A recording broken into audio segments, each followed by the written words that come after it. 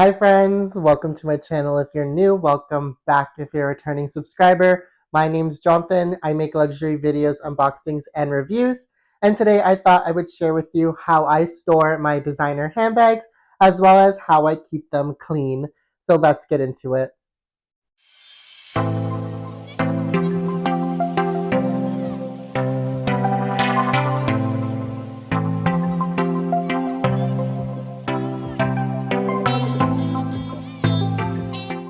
Before I get started with today's video, don't forget to hit that like and subscribe button. It really does help my channel grow. I make videos every Friday as well as I make shorts every other day. So if you like my content or want to see more of me, hit that like and subscribe button. And without further ado, let's get into today's video. So starting with how I keep them clean. So generally I rotate my bags quite often. However, if you do tend to not rotate your bags as frequently as I do, I highly suggest getting non-alcoholic water-based baby wipes. They are amazing. Or if you're not able to get those, a paper towel and a Q-tip work really well for me. So an example that I can share with you is I was using this bag, took it to the bar, and beer spilt all over it. So naturally, it was really sticky afterwards. So when I got home, I immediately, first of all, when the spill happened, I immediately started to wipe it down with some water. However, I didn't have any Q-tips available to me. So when I had gotten home, I did the same thing. I got a nice paper towel, damped it with some water, wiped it, and then I took a Q-tip to get into some of the creases and the areas that the paper towel might not be able to get. And it worked out really, really well. The reason why I like to use the Q-tip for cleaning and wiping my bags is because I don't want to put too much water exposure, especially on the leather parts, just because I try to avoid mold. And I know that these bags can develop mold if they're not stored properly, exposed to too much moisture. So that's why I use a Q-tip. That way, if I need to get into like fine little areas, such as like if I needed to touch up the leather, if there was any dirt on it, I would get a Q-tip, wet it, and then apply it over the dirty spots. That way it can get clean. But that's realistically all that I do. Thankfully, I haven't been in instances where my bags have gotten dirty often. And for the interiors of most of my bags, they are darker. But for a lot of my lighter interior bags, I do get organizers for them. So I definitely do recommend those. And honestly, I just grab any cheap ones from Amazon just because I know that they're going to be taken through the ringer and they're going to get dirty. So if I need to buy a couple of them as backup, so that way I'm not worried about getting them dirty or ruined. So if you have a light interior to keep the inside clean, highly recommend organizers. And for the exterior, I recommend just a water-based wipe, or if you don't have those, paper towel and Q-tips work just great. So moving on to how I store my handbags, well, pretty much this is it. I do tend to store my lighter handbags in their dust bag. For example, my Takashi Murakami bum bag, I do keep it in the dust bag just because I don't want the canvas to yellow over time, which is what Louis Vuitton, especially white monogram canvas, has been known for in the past, especially with the Damier Azur. This canvas will yellow over time.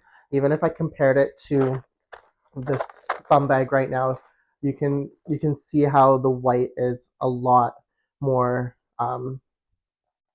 not super white, if that makes sense, compared to the multicolor bum bag. So that's why for my multicolor bum bag, if I'm not using it, I'm definitely keeping it in the dust bag just to keep it from getting overexposure to the light.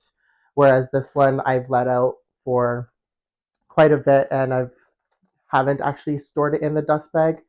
So that's why it's gotten a little bit darker. But you know what? Lessons learned. It's still in great condition. It's just the whiteness has gotten a little bit darker.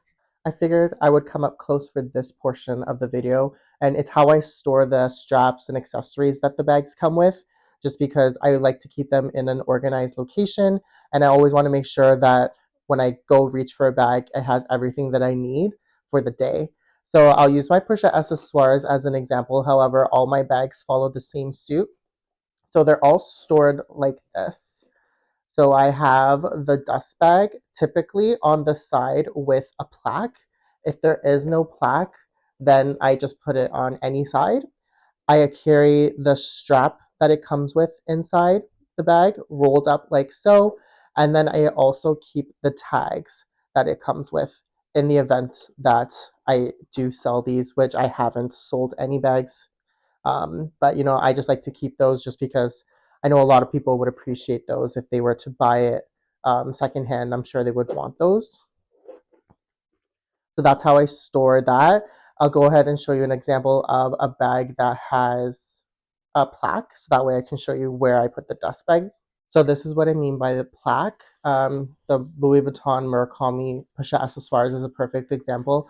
I will put the dust bag up against the plaque like that, just because if there's a strap in here, which there is, and if the hardware on the strap accidentally scratches up against the plaque while it's in storage, I don't want it to get scratched. So that's why I've opted to put the dust bag up against it, and I found that this works the best.